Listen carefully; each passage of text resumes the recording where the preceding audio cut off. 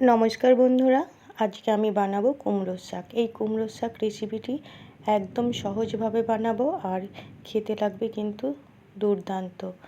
রেসিপিটি একদম সহজ আর কম উপকরণেই কিন্তু তৈরি হয়ে যাবে। তাহলে শুরু করি আজকে রেসিপি বন্ধুরা। দেখুন, আগের থেকে কড়াই বসিয়ে রেখেছিলাম। কড়াইয়ে দিয়ে দিচ্ছি পরিমাণ মতো সরিষার তেল।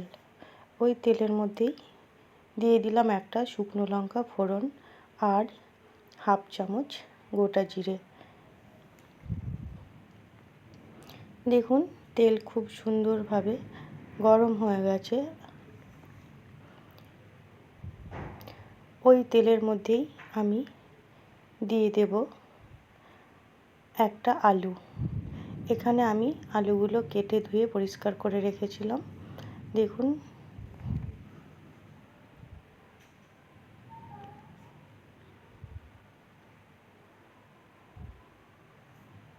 আলুগুলো খুব সুন্দর করে ভেজে নিলাম। আলুটা যখন দিয়েছিলাম ভিডিও অফ হয়ে গেছিলো বন্ধুরা, সাথে লবণ আর হলুদ দিয়ে দিয়েছিলাম। তো আলু কিছুক্ষণ ভাজার পর কুমড়োর শাক আমি দিয়ে দিলাম। এবার এই কুমড়োর শাক ভালো করে নেড়ে চেড়ে কষিয়ে নেব। একদম সহজ পদ্ধতিতে রেসিপিটি, আর যে দুটো উপকরণ দিয়ে বানাবো তার ফলে কিন্তু খেতে হবে দুর্দান্ত, আর গরম গরম ভাতের সঙ্গে কোনো কথাই হবে না। তো দেখুন, আমি নেড়ে দিলাম। এবার একটা ঢাকা দিয়ে দিলাম। এদিকে কুমড়োর শাক হতে থাক আর আমি বানিয়ে নেব পেস্ট। দেখুন, মিক্সি জার নিয়ে নিলাম। দিয়ে দিচ্ছি 1 চামচ সরিষা আর 2 চামচ পোস্ত, আর ঝালের জন্য 4টে কাঁচা লঙ্কা।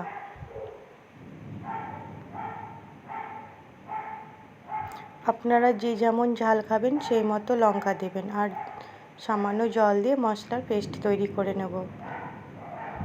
আপনারা নিজের পরিমাণ মতো কম বেশি মশলা তৈরি করে নেবেন শাকের পরিমাণ অনুযায়ী। দেখুন, খুব সুন্দর একটা স্মুথ পেস্ট করে নিলাম। এবার আমি ঢাকা খুলে দেখাচ্ছি, শাক অনেকটাই সেদ্ধ হয়ে গেছে বা হয়ে এসছে। আরও কিছুক্ষণ কষিয়ে নেব, তাহলে বুঝতে পারছেন রেসিপিটি কতটা সহজ আর খেতেও কিন্তু হয় অসাধারণ। আর একটু ভালো করে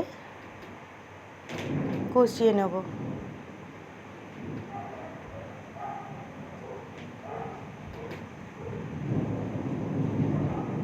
এবার দিয়ে দিলাম মশলার পেস্ট, আর ওই মিক্সি জারে সামান্য জল দিয়ে সেটাও দিয়ে দিলাম বন্ধুরা।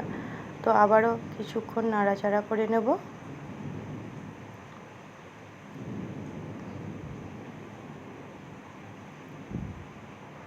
এখানে কিন্তু আমি আলাদা করে কোনো জল দিইনি। কুমড়োর শাক থেকে জল বেরিয়ে বন্ধুরা কিন্তু কুমড়োর শাক অনেকটাই সেদ্ধ হয়ে গেছে, আর মশলার সঙ্গে যতটুকু জল লাগলো আর সামান্য একটু জল দিয়ে দিলাম।